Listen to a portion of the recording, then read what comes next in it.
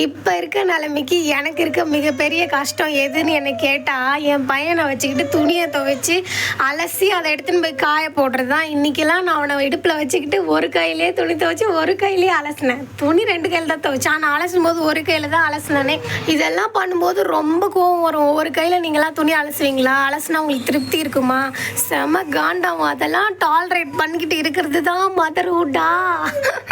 ஆமாம், இது எல்லாமே நான் கோத்ரூ பண்ணிட்டு தான் இருக்கேன். நீங்கள் என்ன கேட்கலாம், நீ ஃபேமிலி கூட இருந்தால் கண்டிப்பாக இந்த கஷ்டம் வராதுன்னு. ஆமாம், உண்மைதான். நான் தனியாக இருக்கிறதுனால தான் இந்த கஷ்டம். இந்த கொடுமை பார்த்தாதுன்னு தனக்கு தானே சூனியம் வச்ச மாதிரி நான் என் பையனை தூக்கிக்கிட்டு பார்க்குக்கு போனால் சரியான இடுப்பு வலி. நடந்து நடந்து குனிஞ்சு அலசந்துக்கும். பார்க்கில் இருந்து வீட்டுக்கு போகிறதுக்குள்ளே மயக்கம் போட்டு விழுந்துருவோம் போலன்னு என் ஹஸ்பண்டுக்கு ஃபோன் பண்ணி கூப்பிட்டு அவங்கள வர வச்சு வண்டியில் ஏறிட்டு நான் வீட்டுக்கு போனால் சத்தியமாக நடந்து போகவே முடியல.